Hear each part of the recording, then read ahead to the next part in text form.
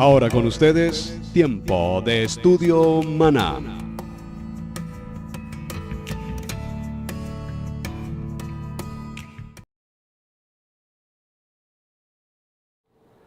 Bien, mis amados hermanos, bienvenidos a este tiempo especial de estudio bíblico devocional. Su hermano Pastor Roberto Alfaro les saluda y les doy como siempre la mejor y cordial bienvenida. Estamos en la semana 21 en el libro de Shemot, libro de Éxodo, partiendo del capítulo 30, verso 11, con nuestro parashá de la semana, Kitasa. Kitasa, cuando tomes. Esta expresión Kitasa vamos a definirla en el transcurso de esta jornada y de la semana, porque realmente la expresión como tal tiene varios conceptos. Si hacemos la lectura muy puntual del texto, recordemos que siempre cada parashá tiene como comienzo la primera palabra, nos da el tema particular del parashá, nos indica la expresión de parashá. Pero sin embargo, con esta expresión como la vemos, Kitasa, nos daremos cuenta que la traducción más común o la expresión más común es cuando tomes. Realmente vamos a ver dos palabras muy similares que tienen que ver con el tema, pero que a su vez tiene que ver con el sentido de rendir cuentas, con el sentido de estar en ese tiempo de presentarnos delante del Padre a solas, en ese tiempo de intimidad, de oración, de hablar con el Padre Eterno, lo que en otros temas o estudios anteriores hemos mencionado y también que se conoce con el nombre de hipodedut. Hipodedut es una forma muy particular, utilizada por un grupo en particular también, no es todo el mundo en Israel, por lo menos del pueblo judío quienes lo practican, pero la hipodedut básicamente consiste en hablar con Dios, es decir, como buscar un lugar retirado, estar en un tiempo de retiro con el Señor. Claro, me refiero no a un tiempo de un mes, 2 meses o 3 días, es todos los días tener un tiempo. Y ese tiempo de oración, ese tiempo de tefilá, lo conocemos como hipodedut, hablar con el Padre. ¿Cómo lo podemos hacer en el siglo XXI nosotros? Y creo que muchos de ustedes, al igual que yo, lo hemos realizado. Cuando, por ejemplo, salimos a caminar ya sea en el parque, alrededor de nuestro lugar de vivienda, en el mall, ir a caminar y hablar con Dios, presentarle las situaciones, tratar el tema, pedir perdón, buscar dirección, buscar consuelo, guianza, agradecimiento, gratitud, alabanza. Hoy es muy interesante porque hoy con la tecnología usted ha visto cómo cuando vamos en las calles hay tanta gente que habla y habla y hablan solos. En otro tiempo sería una locura. Pero hoy en día la tecnología hace que las personas hablen y hablen y hablen y simplemente lo que están haciendo es conectados a través del internet, a través del celular, hablando con muchas gentes. O sea que hacer hipodedut prácticamente que hoy no es nada complicado porque aunque nos vean hablando solos, no pensarán que estamos locos, pensarán muy seguramente que estamos conectados a la línea telefónica, pero realmente sí estamos conectados con Jeremías 33:3, ¿verdad? Clama a mí y yo te responderé y te enseñaré cosas grandes y ocultas que tú no conoces. Muy bien, vamos a dar comienzo a nuestra lectura en el libro de Shemot, Éxodo capítulo 30, y vamos a partir del verso 11. Esta semana nuestro parashá avanzará hasta el capítulo 34, verso 35. Mencionando las palabras muy similares en el original hebreo, tenemos la palabra kitispor, o la palabra kitinet, kitispor o kitinet, que podrían ser cercanas a la palabra kitesá, pero que realmente estas dos, kitispor y kitete, lo que nos hablan es de cuando cuentes. Y vemos que Kitizá nos dice cuando tomes. Ya vamos a ver por qué la diferencia, repito, entre uno y otro. Acompáñenme por favor al verso 11 en el capítulo 30, dice la palabra. Yahweh le habló a Moshe diciendo, cuando tomes. Observa que aquí indica la palabra cuando tomes. También podríamos decir cuando cuentes. También podríamos hablar del tema del censo.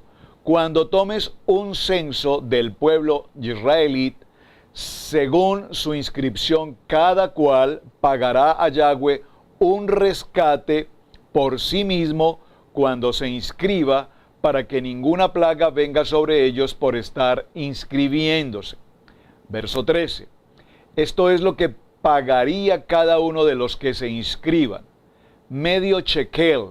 La expresión aquí en nuestras Biblias, shekel, tiene que ver con la moneda israelita, el shekel. Muy bien, medio shekel, sin embargo, no es un shekel entero, sino medio shekel. Vamos a decir, no es un peso, sino 50 centavos. No es un dólar, sino 50 centavos de dólar. Algo por el estilo. Un shekel, solo medio shekel, dice, se pagará cada uno de los que se inscriban medio shekel conforme al peso del santuario, la moneda, el pago que se hacía en el santuario, 20 gerash por shekel, medio shekel como ofrenda a Yahweh, medio shekel como ofrenda a Yahweh. Ya vamos a ver por qué es tan importante ese medio shekel y no un shekel entero. Es el tema que vamos a considerar realmente hoy para inicio de nuestra semana. Verso 14. Todo el que se inscriba en el registro desde los 20 años de edad en adelante dará la ofrenda a Yahweh. El rico no pagará más ni el pobre pagará menos de medio shekel cuando den la ofrenda de Yahweh como expiación por sus personas. Verso 16. Tú recibirás el dinero de expiación de los israelitas y lo asignarás al servicio de la carpa de reunión. Los asignarás al Mishkan, al servicio del Mishkan, de la carpa de reunión, del Mishkan, del tabernáculo. Les servirás a los israelitas como recordatorio delante de Yahweh, como expiación por sus personas. Observen que nos repite con frecuencia la palabra expiación. Ya también hemos definido en temas anteriores, en los episodios anteriores, hemos definido el concepto de lo que es la palabra expiación.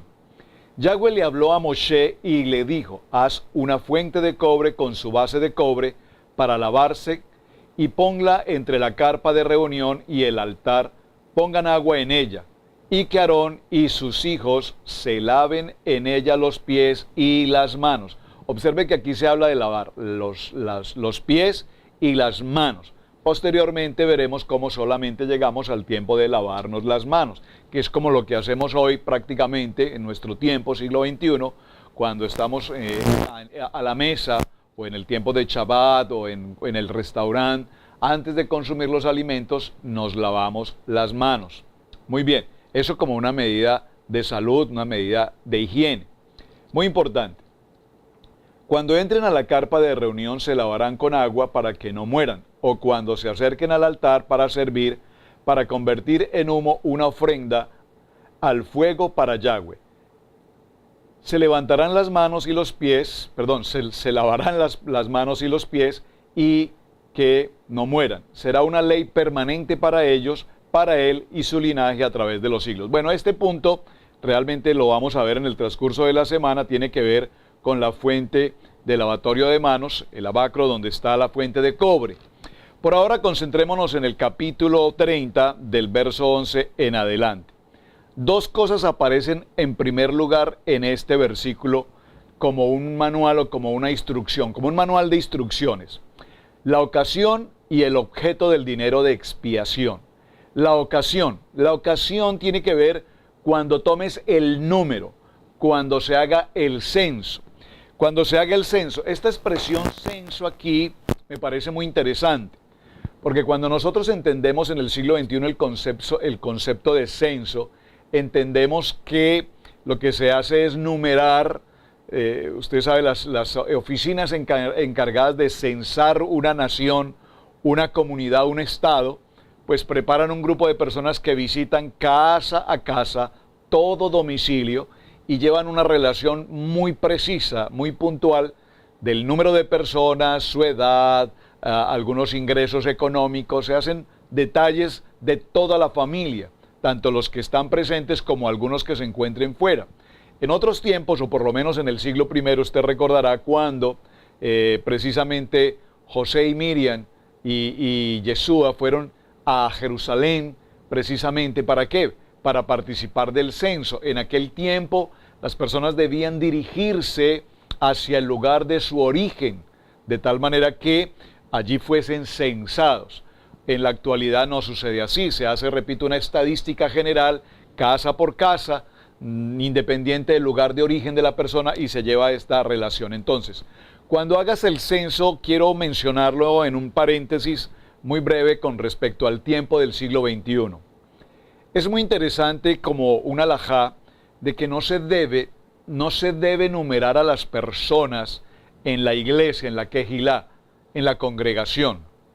Es muy típico escuchar a las personas cuántas gentes se reúnen en tu iglesia o cuántas gentes asisten en tu iglesia.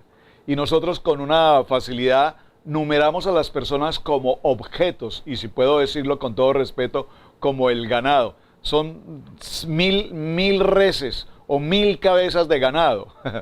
Pero realmente para el texto de la palabra en hebreo, o la palabra en la Torá, no es permitido, no es de bendición numerar a las personas con números y establecer un total. Es decir, nosotros en la congregación somos 235 personas. No. ¿Por qué? Porque lastimosamente las congregaciones hoy se quieren medir estadísticamente por el número de personas. Entonces tenemos una iglesia de 5,000 gentes, tenemos una iglesia de 3,000 personas, tenemos una iglesia de 50 personas, tenemos una iglesia de 10 personas. Pero no es importante que haya un número estadístico, porque las personas no son objetos de numeración. Tal vez leía hoy en un artículo que me pareció muy interesante, el trabajo del pastor, el trabajo del ministro, no es llenar la iglesia. El trabajo del pastor no es hacer de la congregación un número de gentes sentadas en una reunión, ya sea de Shabbat o en el caso de la reunión dominical. No es la labor del pastor tener el número de gentes, porque tenemos el afán y la premura de crecer numéricamente, como repito, como en el rancho, como en la finca, aumentar el número de ganado, aumentar el número de cabezas de ganado y llevar un registro de control. No, es responsabilidad del pastor enseñar la palabra, amar la palabra, aprender la palabra y vivir la palabra. Es el lema que identifica este tiempo de estudio bíblico devocional. Por lo tanto, y se los debo decir con todo amor y respeto, este punto llegó a mi corazón hace algunos años y me produjo una paz interior extraordinaria. Porque cuando veníamos del concepto religioso de la iglesia, en el que nos cuentan o nos valoran por el número de gentes que tengas, entonces si eres 50 y ahora somos 100 y ahora 150 y ahora 300, dicen, wow, pero tu iglesia, ¿cómo está creciendo? ¿Cómo está creciendo el número de cabezas en tu iglesia? Pero es que el verdadero crecimiento no es numérico.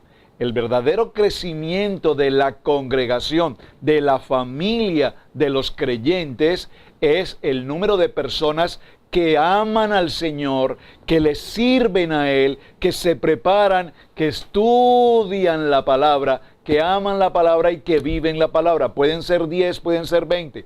Tal vez me está escuchando a esta hora un hermano pastor o una hermana ministro en alguna congregación. Y tal vez seas de esas personas que tienes la preocupación de necesidad de crecer y crecer y crecer. Y para crecer utilizamos todo tipo de estrategias, comillas, evangelísticas, con el propósito de, comillas, ganar almas. Y entonces nos ocupamos de hacer campañas, conciertos, actividades, obras teatrales, juego de niños, parques, eventos aquí, eventos allá, y procurar ganar a un alma, comillas. Pero realmente el verdadero propósito no es traer mediante distracción a la persona en sus emociones a la vida de la fe. Realmente alcanzamos las personas cuando las personas mismas buscan afanosamente el corazón de Dios para que sea Él hablándoles. Entonces mi responsabilidad como pastor, como ministro, es enseñar la palabra, y en la medida que tú aprendes la palabra, amas al Señor y le sirves. Recordemos que el propósito lo vimos en esta semana anterior, cuando se anuncia al sumo sacerdote y a los sacerdotes, su función número uno, ¿cuál es? Cumplir con los parámetros que el Padre Eterno presentó en el lugar del santuario, en el Mishkan, y servirle. Ese es el propósito por el cual hemos sido llamados, para servir a nuestro Padre Eterno. Entonces, lo primero que vemos en este tema, repito, es la ocasión. Cuando tomes el número y cuando se hacía un censo, cada hombre era llevado, pues, por así decirlo, delante del Padre Eterno, y este era el preciso momento escogido para recordarle su condición. Esta expresión, recordarle su condición, tiene que ver con el sentido de la persona. ¿Cuál es tu relación con el Padre? ¿En qué condición espiritual estás delante del Padre? ¿Tienes una condición de pecado? ¿Tienes una condición de iniquidad? ¿Tienes una condición de transgresión? ¿Tienes una condición de rebelión? Recuerden que la semana anterior fue nuestra tarea definir los 4 conceptos: iniquidad, transgresión, rebelión y pecado. Ahora bien, cuando recordamos y conocemos estos principios, nos damos cuenta que aquí, al presentarnos delante de Dios, realmente lo que estamos haciendo es rendir cuentas. Vamos a llamar a rendir cuentas. Cuando rendimos cuentas, recuerden la expresión inicial que mencioné del hebreo, kitispor, o la palabra kitinet, cuando rindas cuentas. Cuando rindas cuentas, rindes cuentas, también hay otra palabra que es pecudim, que tiene que ver con presentarnos delante del Padre y entregar nuestro corazón y hablar con Él y entregar nuestra carga, entregar nuestro pecado o nuestra iniquidad, según sea el caso. Recordemos que nosotros hemos hablado del libre albedrío, por lo tanto, al hablar del libre albedrío, necesitamos entender en qué momento nos presentamos delante del Padre. Ahora bien, mientras no se trate con el pecado, si Dios es traído a tener contacto con los hombres como tales, Él debe, por la santidad misma de su naturaleza, porque solo Él es santo, santo, santo, entonces, por su misma condición de santidad, tomar conocimiento de la culpa de cada uno de nosotros. Por eso es que se hace esta amable invitación, esta provisión, de tal manera que presentar el medio shekel significa típicamente una sencilla verdad que se encuentra en la página de esta escritura, de este parashá, que es la que vamos a desarrollar, y que todos los hombres necesitamos un rescate por nuestra alma. Aquí podríamos usar, o podemos usar mejor, la palabra expiación. Nosotros, vamos a decirlo de otra manera, cuando estamos en una conexión permanente con nuestro Padre, el hipodedud, la tefilá, la oración, cuando nosotros estamos en esa relación personal permanente con nuestro Padre Eterno, somos un ejat, una unidad. Somos medio shekel, a ver si comprendemos el texto de lo que trata hoy el mensaje, somos medio shekel. Junto al Padre Eterno somos un shekel entero, somos un ejat, una unidad. ¿Lo estamos captando? Si voy a decirlo en el término de pesos, si tenemos un peso, somos esa unidad, el Padre y yo, en una unidad, en una relación íntima, personal con el Padre. Pero si el Padre Eterno está distante y nosotros, mejor, distantes de Él, somos medio shekel, de tal manera que no estaremos completos y el mundo entero, alrededor de miles de millones de personas, caminan en su propia forma, en su propio estilo de vida, en su propio ánimo, en su propia voluntad, en su propio crecimiento, en su propio entendimiento, apartados del Padre. Claro, aquí pretendemos decir, yo sé que Dios existe, yo sé que Dios existe, yo sé que hay un Dios, yo sé que hay un Dios todopoderoso. Bueno, yo no tengo una relación directa con ese Dios, porque la verdad, yo soy un hombre intelectual, soy un hombre preparado, tengo 3 títulos, maestrías, Magister, PhD, y la verdad no necesito de Dios. Entonces somos medio shekel, pero para ser un shekel completo, repito, necesitamos ese otro 50% que es nuestro Padre. No es que nuestro Padre sea el 50% hablándolo en valor numérico, es el complemento perfecto en la unidad nuestra. Cuando nosotros tenemos una verdadera, legítima, auténtica relación personal con nuestro Padre Eterno y estudiamos la palabra, amamos la palabra, aprendemos la palabra, vivimos la palabra, entonces la revelación, las escrituras vienen a nosotros y cada paso que damos, cada acción que tomamos, cada palabra que brota de nuestros labios, cada intención de nuestro corazón frente a todos los demás, siempre será de bendición. Medio shekel y medio shekel complementándose el uno con el otro significa que tenemos un corazón de dar, y es importante entender esta expresión dar al que lo necesita como al que no lo necesita. Siempre nuestra condición de servir, de dar, de ofrecer, de entregar es mejor, dice el libro de los Hechos, es mejor dar que recibir. Pero de todo lo que nosotros damos, sin lugar a dudas, de eso también nosotros recibiremos. ¿Qué das tú a los demás? A tu otra mitad. La otra mitad soy yo y el mundo entero. ¿Qué das a la otra mitad? Das bendición, das bienestar, das buena voluntad, das servicio, das alegría, das paz. ¿Qué brindas a la comunidad? ¿Qué brindas en tu entorno? ¿Qué brindas en tu hogar como esposo? ¿Qué brindas a tu esposa? ¿Le das seguridad? ¿Le das provisión? ¿Le das amor, afecto, cariño, respeto, honra? ¿Qué das a tus hijos? ¿Qué dan tus hijos para ti? Pues no podemos recoger absolutamente nada de lo que no sembramos. Cuando sembramos a la otra mitad, nuestro shekel, el medio shekel, sembramos a la otra mitad con bendición, entonces, sin lugar a dudas, esta palabra profética de la siembra y la cosecha nos establece que todo lo que sembraremos, sin duda, eso será lo que nosotros vamos a recoger. Por lo tanto, se hace necesario pagar una expiación, es decir, el rescate de mi pecado.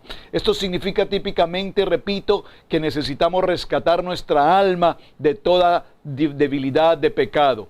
El objeto es que no haya mortandad, ya que, como se ha comentado, si Dios repara, si Dios transforma, si Dios cambia al pecador, a mi pecado, si Dios me cambia, ya no soy la vieja criatura, ya no vivo en la oscuridad, ahora camino en luz, vivo en luz, hablo en luz, mi corazón está lleno de luz porque el Señor, el palabra nos ha dicho, yo soy la luz, yo soy la verdad, yo soy la puerta, yo soy la vid verdadera, yo soy el camino. Y cuando yo estoy en este yo soy, el gran yo soy, entonces estamos apartados de la condición de muerte, de enfermedad, de pobreza, de miseria, de escasez, de ruina, de pleito, de contienda, de todo lo que la oscuridad y el mundo de las tinieblas quiere traer sobre la vida de la humanidad. Así es que una ilustración sorprendente de esto la encontramos precisamente en el caso del reinado de David. Veamos esto. El rey David fue tentado estando orgulloso de la fortaleza de sus ejércitos, de su pueblo, y decidió llevar a su pueblo a un censo. Muy interesante esto. Y dijo el rey a Joab, haz un censo del pueblo para que yo sepa el número de la gente. Pero atención, porque David desconoció la ordenanza en cuanto a que cada hombre tenía que dar un rescate por su alma. Y Yahweh envió la peste sobre Israel desde la mañana hasta el tiempo señalado, y murieron del pueblo desde Dan hasta Berseba 70,000 hombres. Estoy citando el segundo libro de Samuel en el capítulo 24. Observen. No es permitido por la Torá contar a las personas como se pueden contar animales o cabezas de ganado, para mi ejemplo. Por favor, y de paso, si algún hermano ministro nos está escuchando, que sé que hay varios acompañándonos, recordemos, nosotros como pastores, como ministros de una congregación, el ROE si quiere llamarlo así, por favor, las personas que se congregan con nosotros no deben ser contados por cabeza y de expresar de nuestros labios, es que me acompañan 20 gentes, o es que yo tengo 200 gentes, o es que yo tengo 3000 gentes. Y lastimosamente lo escuchamos, repito, con tanta frecuencia. Normalmente cuando personas me preguntan, que me parece además una pregunta impertinente, pero es muy típica esta pregunta, ¿cuántas gentes tienes en tu congregación? La respuesta les digo, pues la verdad, mi única congregación somos 5 personas, mi esposa, mis 3 hijos y yo. Es la congregación que el Padre me entregó. En nuestra congregación como Quejilá somos un grupo de hermanos que amamos al Señor, pero no puedo definirlos por el número de gentes, porque es una prohibición además que la palabra nos indica. Este fue un caso muy notable por el hecho de que David confesó su pecado inmediatamente después que el pueblo fue censado, le dio a elegir la naturaleza del castigo. El juicio no podía ser justamente evitado. Las demandas del Padre Eterno deben ser reconocidas. Cada uno de los del pueblo que fue censado era susceptible de su juicio santo y esto debía ser reconocido mediante un dinero de rescate.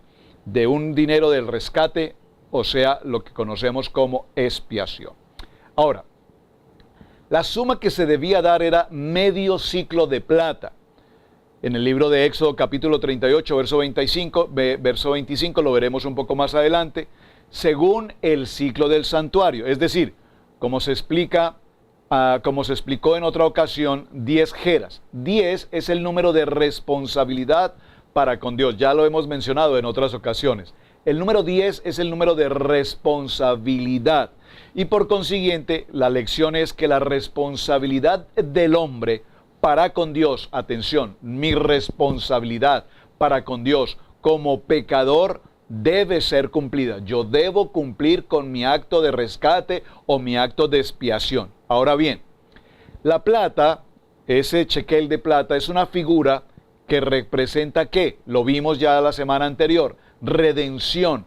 Y cuando hablamos de redención, hablamos de la redención a través de la sangre de Yeshua HaMashiach, el Cordero inmolado. Muy importante, es decir, que la plata del dinero del rescate ha sido pagada a través de la redención por la sangre de nuestro Mesías. Muy importante.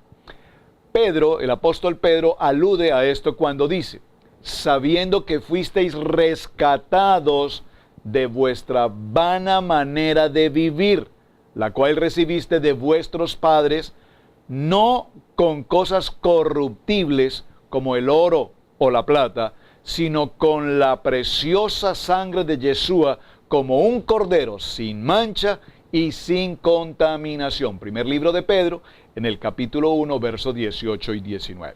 Ahora bien, se observa que ahí la expresión nos habla del oro, así como también nos habla de la plata. Y existe una razón especial para esto. En una ocasión, después de una impresionante liberación o preservación del pueblo de los peligros de la guerra, de modo que cuando fueron censados no faltó ninguno, se ofreció oro en vez de plata como dinero del rescate. Libro de Números, capítulo 31. Observen, el apóstol, por tanto, combina los dos en contraste con la sangre del Mesías, o como tipo de ella.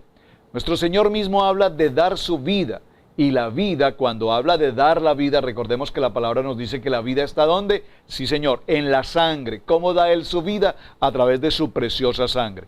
En rescate por muchos. Libro de Mateo, capítulo 20, verso 28. El medio ciclo de plata era así una figura claramente presentada de la sangre del Cordero. Muy importante, de la sangre del Mesías. Y en el Mesías es en quien tenemos redención. Dígalo conmigo, por favor. En el Mesías tenemos redención. Esta es una verdad muy importante de carácter familiar, tan familiar que se ha convertido, por así decirlo, en una palabra doméstica. Pero ¿acaso no hay peligro de perder su significancia mediante esta misma familiaridad? Es decir, hablamos de la sangre del Cordero con tanta facilidad. Nos cubrimos con la sangre y la sangre del Cordero y mencionamos la sangre del Cordero como una muletilla, pero realmente el proceso de redención es mucho más importante que una muletilla que mencionamos, repito, con tanta facilidad. No podemos olvidar que nuestro enemigo, el adversario, siempre está atento con sus astucias y sus sutilezas y su malicia para engañarnos y ponernos trampa en cualquier forma, en cualquier circunstancia, en cualquier área de nuestra vida, indistinto de tu estudio bíblico, indistinto de tu condición. El enemigo ataca a todo ser humano permanentemente, en todo tiempo, en todo momento y en todo lugar. Por lo tanto, es muy importante que tengamos presente que se requiere especial atención a lo que estamos tratando. Observen esto, mis amados hermanos, a nivel de comentario, para que dejemos esta introducción al tema apasionante de esta semana. Cuando hablamos del medio shekel y el shekel entero, ¿estamos hablando de qué? Estamos hablando de un ejad, una unidad del hombre con el Padre Eterno, y a través de la expiación pagamos por nuestro pecado. Recordemos, no hay un ser humano perfecto. Sobre la faz de la tierra no existe un ser humano perfecto. Lastimosamente le hemos querido dar el nombre de santidad a muchos hombres, tal cual pecadores todos, como nosotros, como tú, como yo. Así es que los conceptos de santidad en la tierra no le corresponden absolutamente a ningún ser humano. Y no quiere significar con esto que haya hombres íntegros, que haya hombres rectos, que haya hombres pulcros, pero la rectitud, la integridad, es un concepto muy distinto al principio de la santidad. Por eso la palabra nos habla con tanta claridad y nos dice, solo Él es santo, santo, santo, santo. Por lo tanto, necesitamos rendir cuentas. Por favor, dígalo conmigo, necesitamos rendir cuentas. Ese es el tema de Kitizá, rendir cuentas. Y rendir cuentas significa mantener un tiempo de oración, mantener un tiempo de comunión frente al Padre, y cuando estamos en un ejad juntamente con Él, entonces recordar que si estamos en una unidad perfecta con el Padre, en nuestra economía, en nuestra vida personal, en nuestra vida familiar, en nuestra vida laboral, en nuestra vida de comunidad, en todos los conceptos, a cualquier nivel, cuando mantenemos un ejad, una unidad perfecta con el Padre, entonces, ¿qué dice la palabra? Todas las cosas nos ayudan para bien. Esto es conforme a los que a su propósito hemos sido llamados. Y todos tenemos un llamamiento. Pero para ejercer el llamamiento, tenemos que pasar el proceso, dejar de lado todo pensamiento, todo egoísmo, toda mentalidad humana, caminar en el emuná de Dios, entender el proceso de la fe, no de la fe de la naturaleza de la fe, no de la fe en cuanto al intelecto, sino de la fe en cuanto a la parte celestial, espiritual para con Dios. Entonces, mis amados hermanos, es importante aprender que nosotros somos quienes damos. Y así mismo como damos, y así mismo como sembramos, así mismo recibiremos, y así mismo cosecharemos. Por lo tanto, es importante que siempre estemos atentos a la enseñanza de Parashá. Miren, hermanos, qué delicia el poder compartir con ustedes cada semana estos minutos breves de Parashá. Pero siempre mi invitación es esta, amados, no nos quedemos con estos pocos minutos. Así como usted comparte el video a sus amigos, familiares, compañeros, creyentes, gracias. Es necesario que usted profundice en el tema, vaya a la palabra, escudriñe, tenga a la mano su concordancia, un diccionario bíblico, explore la palabra y escudriñe, y veremos la riqueza maravillosa que cada semana, durante 54 reuniones del año, profundizaremos en cada uno de estos temas. Tuvimos entonces estos parashá de Terumá, el parashá de la semana anterior y este parashá de Kitizá, en el que están reunidos el santuario, el Mishkan, las vestiduras y todo el ordenamiento para que ese Mishkan, ese tabernáculo funcione propia y adecuadamente. Recordemos que la semana anterior cerramos hablando de la ofrenda, del incienso, y uno de los aspectos importantes es no podemos ofrecer un incienso que no esté apropiadamente en su preparación establecida directamente por el Padre. Por lo tanto, no te distraigas con vanas humanidades o filosofías de hombres. Hoy tenemos a muchos creyentes que más que estudiar la palabra, le dedican tiempo a estudiar conceptos o doctrinas o enseñanzas de hombres, de filósofos y de tantos teólogos que tenemos por allí. La palabra, la palabra, la palabra. Ese es el tiempo y ese es el propósito que Dios tiene para con nosotros. Bien, mis amados hermanos, este ha sido nuestro primer día, el episodio número 1 de esta semana. Tema apasionante en el que profundizaremos durante los siguientes días. Adelante, por favor, conmigo del capítulo 30, verso 11 en adelante hasta el capítulo 34, su lectura, de tal manera que cuando desarrollemos los textos, usted ya esté preparado de qué estamos hablando. Su hermano Pastor Roberto Alfaro, les agradezco muchísimo su tiempo, su compañía. Hasta el día de mañana. Bendiciones para todos. Shalom, shalom.